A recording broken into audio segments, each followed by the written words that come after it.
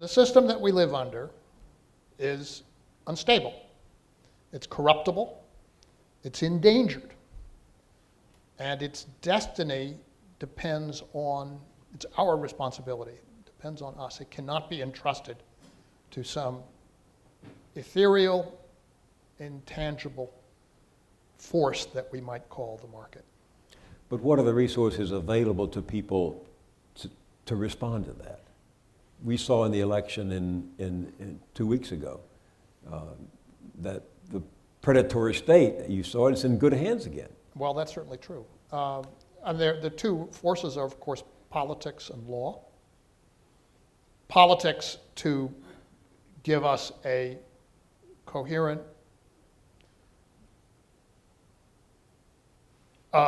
government in the interest of the larger public, and law to provide a discipline on the behavior of people who wield power, and particularly financial power. And that's, of course, if you're thinking about the crisis that we've been going through, it is fundamentally the consequence of a breakdown of law. It is a crisis of our legal system as much as of our economic system. I'm surprised to hear you say that, because in our conversations on the Journal, you were very strong on how the political system had been captured by the very people your father said were determined to take over the system. Yes, but when looking specifically at the way in which the financial system collapsed, what you had here was the propagation of a massive fraud. That is to say, millions of mortgages created and given to people who couldn't document their incomes or their credit histories, against houses against whom the appraisals were inflated. And then those mortgages were taken by financial institutions. They were laundered, labeled as AAA, when they were in fact junk, and sold to the world community. And when that happens, and when people realize it has happened, the confidence in the entire system breaks down. And that's the problem of the reaction to a predatory environment, is that once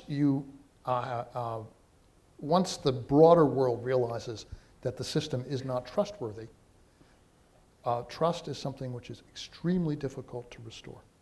What does it say to you that our inequality, the gap between the rich and the poor today, is greater than it was when your father wrote about the Great Crash, and actually greater than it was when you appeared on the Journal in October of 2008. In the last 2 years, the inequality gap has increased. What does that say to you?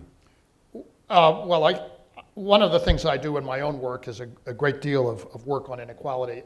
In fact, you run, what's the center you run? It's a small research group. It's called the University of Texas Inequality Project.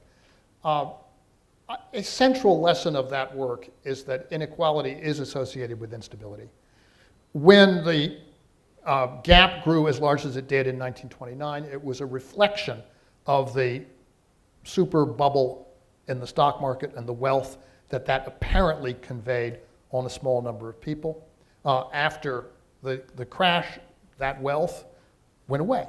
And the same thing happened in the run-up to the internet information technology boom in 1996 to 2000. And the same thing happened again in the housing bubble, which culminated around 2007. So inequality and instability, they're symptoms of the same phenomenon. What are the practical implications of inequality? I mean, one of the great contributions your father made to economics was that one of the reasons laymen like me admired him is because he treated economics as a cultural and social aspect of society, not as some data bank of figures and numbers. That he saw it as the way we leave our imprint on the day's events, how we behave, how we live. And how does inequality affect the footprint that people leave on the day's events, on how we live and how we behave? I think it's fair to say that the kinds of inequalities that we have developed in our society distort every choice that men and women make, but particularly young men and women make about their lives. It gives an extraordinary overvaluation to careers in finance, for example, which 30 or 40 years ago were not that much more lucrative than, let's say, the professions or other science education. These were close enough together to be competitive in sort of governing not only what people wanted to do, but also how power was distributed in the society.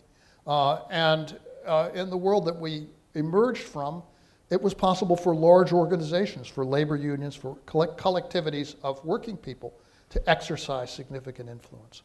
But when you move to a world in which you have an extraordinary concentration of wealth, you also have an extraordinary concentration of power.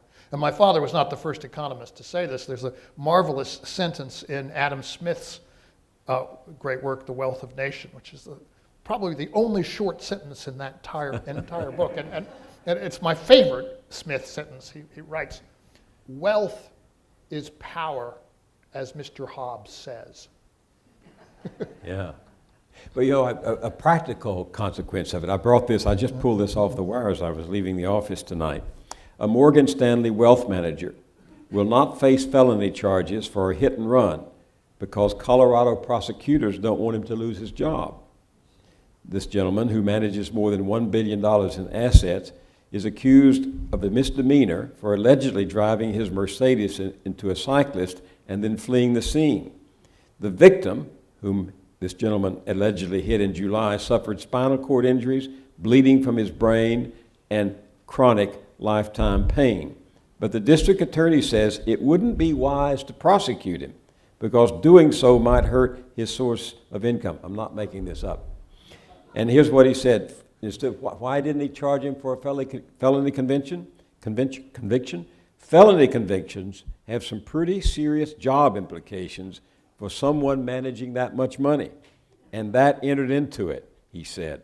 When you're talking about restitution, you don't want to take away his ability to pay. Now, it seems to me that's a very concrete example in the lives we lead of how inequality affects a democratic society. Yeah, we're clearly moving toward a world in which some people are outside the law for all practical purposes. That wasn't true even quite recently. In the late Reagan administration and early part of the senior Bush administration, federal prosecutors turned their attention to the savings and loan crisis, which had developed in the early 1980s. And they were able to indict, prosecute, convict, and imprison over 1,000 senior insiders from that industry who had committed major financial frauds which had devastating effect on their victims, many small investors who had been sold investment vehicles that were worthless. That is an approach which had positive effects. It may have had something to do with the reason why the state of Texas was not as deeply implicated in the most recent crisis as other places. Because of all the prosecutions and convictions in Texas at that time. Yeah, because it was a huge problem in Texas. And we have not seen any significant move toward prosecution of the much larger swindles which were behind the financial crisis. In 1996, when your dad was updating the Affluent Society with a new book called The Good Society, he wrote in there that we were becoming a democracy of the fortunate. Is this what we're talking about? A democracy of an extremely small number of the extremely fortunate, which is not a democracy at all. It's not a democracy at all. It's a world in which the government is being run on significant questions entirely for the preservation of the large financial institutions. With what consequences? Well, one consequence is that you will not see a sustained and effective economic recovery, because the reality is that the large institutions have become dysfunctional. They are still covering up vast losses, covering up with the complicity of the government, which has changed the accounting standards so that they don't have to report and recognize their losses. And they are not engaging in the ordinary business of banking. They're not engaging in underwriting and the extending of loans to businesses. It's not been for some years a profitable activity for them. You said that we have to act in order to save a system that is unstable and precariously perched on the abyss. But we can't do it without leadership, can we? And that brings me to a question your dad was once asked on the nature of leadership in an interview he did not too long before his death. And he answered the question by comparing the difference between John F. Kennedy and Ronald Reagan. He said that John F. Kennedy, while great on the stump and on the pulpit, on the platform, nonetheless was in touch with reality. Whereas Ronald Reagan, who had come, the first president, he said, who came out of our great theatrical tradition of Hollywood, had a script and a knowledge of reality, but he learned to use the script and forget reality. Interesting analysis of two different leaders in our time. And I'm wondering where you put Barack Obama in that discussion of leadership. Well, I'll say first that I'm not sure that Dad's characterization of Reagan was entirely fair. I think it's probably a reasonable representation of Reagan's view on economic matters. On the great questions of war and peace, Reagan, in retrospect, comes across as having had very interesting grip on subtle grip on both the international and the domestic realities. And that is what enabled him ultimately to make the peace of the brave with Gorbachev. Right. And it's that story to me is a cautionary one. It says, don't judge too quickly because history is going to tell you things you didn't know. And that may be true of the present incumbent, but on the evidence that we have so far, it's very hard to be persuaded that he is truly interested in the problem of leadership.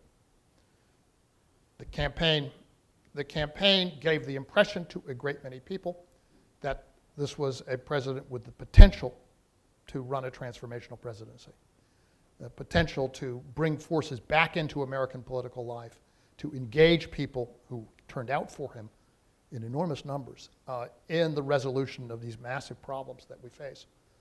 And it's fair to say we have not seen that in the last couple of years.